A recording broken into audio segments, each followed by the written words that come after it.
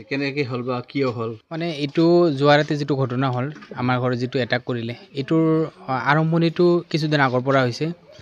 কিছুদিন আগৰ পৰাই মানে পাৰ্টি অফিচতে কেইজনমান উদ্ভণ্ডালি কৰা যুৱকে আহি মানে যেতিয়া আমাৰ ৰিজাল্টটো দিলে, ৰিজাল্ট দিয়াৰ লগে লগে কেইজনমান উদ্ভণ্ডালি কৰা যুৱকে আহি আমাক ধমকি দিলে যে আমি পদ ৰিজাইন কৰিব লাগে। আমি পদটো মই লোৱা বস্তু নহয়, পদটো নিজে লোৱা বস্তু কেতিয়াও হ'ব নোৱাৰে, এইটো দলে দিছে। আপুনি মণ্ডলৰ সভাপতি? মণ্ডলৰ বিজেপিৰ মণ্ডলৰ সভাপতি মানাৰ চেৰফাং মণ্ডল। এই মানাৰ চেৰফাং মণ্ডলৰ সভাপতি থাকাতে আগত ইলেকশ্যনৰ আগলৈকে ঠিকে আছে, কিন্তু ইলেকশ্যনত যেতিয়া আমি জিকি গ'লোঁ, NDA যেতিয়া জিকি গ'ল তেতিয়াৰ পৰাই পদ লৈ এটা কেইজনমান ল'ৰাই দেখা পোৱা গৈছে যে তেওঁলোকৰ নিজা এইটো তেওঁলোকৰ লাগে। ঠিক আছে, মোৰ কোনো আপত্তি নাই, দলে যাক দিয়ে মই এইটো মানি ল'ম, মোক যি দায়িত্ব দিয়ে মই সেইটো নিষ্ঠা সহকাৰে কৰিম।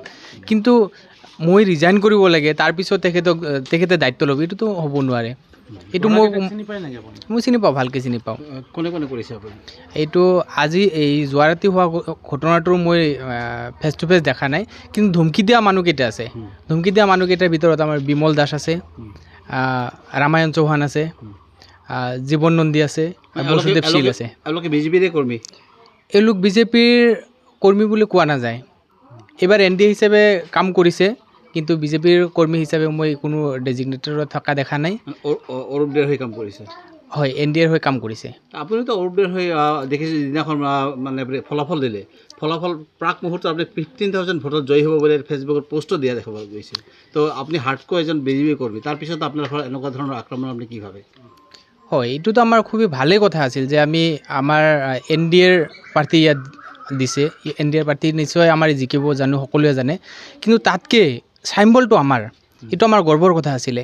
আজিৰ দিনতো গৰ্বৰ কথা যে NDA হয়, কিন্তু চাইম্বলটো আমাৰ।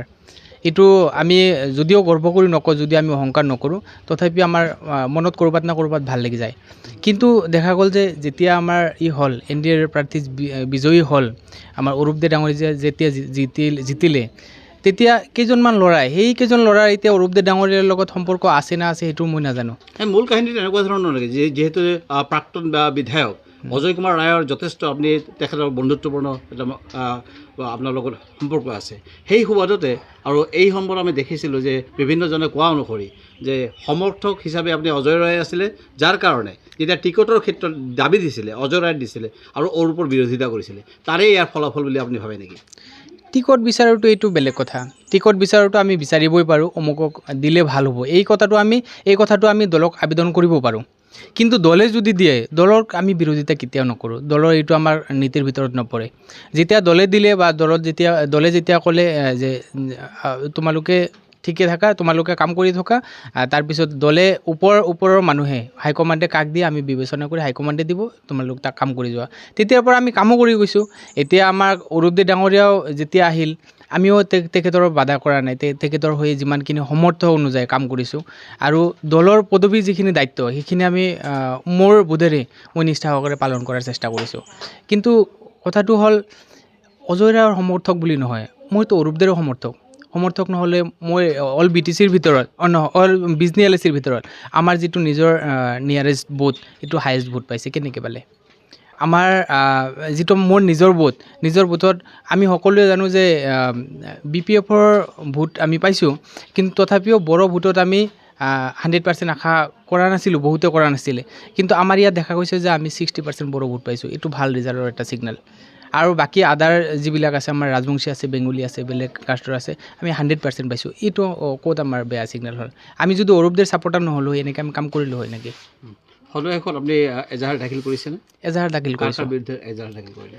এজাহাৰ মই যিহেতু দেখা নাই, মই এজাহাৰত ডাইৰেক্টলি নাম মেনশ্যন কৰা নাই। যিকেইজনৰ নাম আপুনি চিনি পায় বুলি ক'লে? হয়, যিকেইজনে মোক ধমকি দিছিলে, আগত দুবাৰ কৰিছিলে কাৰ্যালয়ত। যোৱাকালি কাৰ ভয়েচ শুনা পাইছে বুলি ক'লে?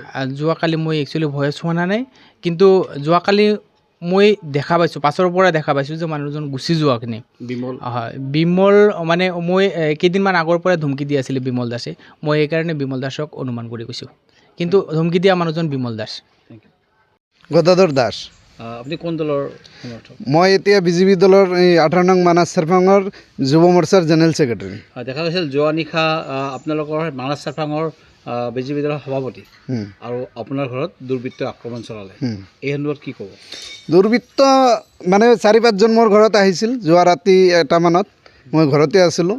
আহি ইয়াত খিৰিকী দৰ্জা ডাইনিং চেয়াৰ টেবুল এইগিলা ভাঙি বন্ধ কৰিছে আৰু বিশেষ একো নহয় কাৰণ কাৰো লগত মোৰ ব্যক্তিগত শত্ৰুতাও নাই এইটো দেখিবলৈ কৈছিল যে প্ৰাক্তন যে বিধায়ক অজয় কুমাৰ ৰায়ৰ লগত যথেষ্ট ঘনিষ্ঠ আপোনালোকে দুয়ো আৰু তাৰ সুবাদতে আপোনালোকে তেখেতৰ প্ৰাৰ্থিত্ব দাবী কৰিছিল কিন্তু নোপোৱাল স্থানীয় প্ৰাৰ্থী নোপোৱাল বাহিৰৰ পৰা ইয়াতে প্ৰাৰ্থিত্ব প্ৰদান কৰিলে আৰু অৱশেষত তেখেত ইয়াৰ পৰা বিজয় হ'ল এয়া আক্ৰমণমূলক ঘটনা বুলি আপুনি ভাবে নেকি এইটো মই ভাবোঁ যিহেতু এই বিজনীত আমাৰ লোকাল 9জনে দাবী কৰিছিল সেই 9জন প্ৰাৰ্থী দাবী কৰাত আমি 3টা মণ্ডল আৰু যুৱ মৰ্চাৰ সকলোকে আমি এইটোৱে দাবী জনাইছিলোঁ ৰাজ্যিক সভাপতিক যে আমাৰ ইয়াত লোকাল এই প্ৰাৰ্থী লাগে আৰু এই প্ৰাৰ্থী দাবী কৰাত আমি আছিলোঁ কাৰণে আৰু বিধায়ক অজয় কুমাৰ ৰায়ৰ লগত থকা কাৰণে তেখেতে অৰূপ কুমাৰ দে ডাঙৰীয়া টিকিট পাই ৰিজাল্টত জিকিল ৰিজাল্টৰ পৰাই এনেকুৱা এটা টাৰ্গেট কৰিছে আমাক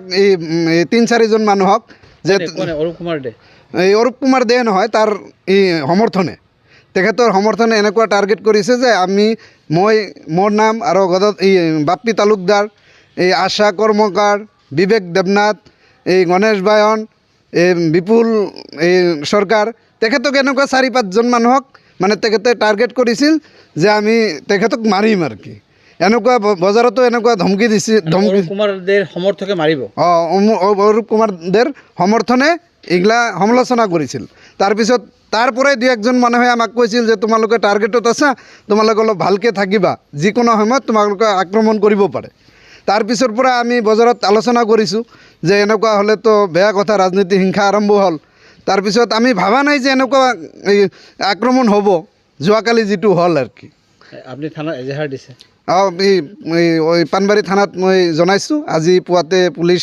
OC ছাৰ আহিছিল আহি চব তদন্ত কৰি চাইছে আৰু যিসকল দুৰ্বৃত্তি তেখেতক এই শাস্তি দিম বুলি কৈছে আৰু এজাহাৰ দিয়া হ'ব আবেলিমান প্ৰাক্তন বিধায়ক আপোনালোকৰ ঘৰত আহিছিল নেকি প্ৰাক্তন বিধায়ক অজয় কুমাৰ ৰায় ডাঙৰীয়া তেখেতে মোৰ ঘৰত আহিছিল আহি আমাৰ কি ক্ষতি হৈছে এইটো চাই গৈছে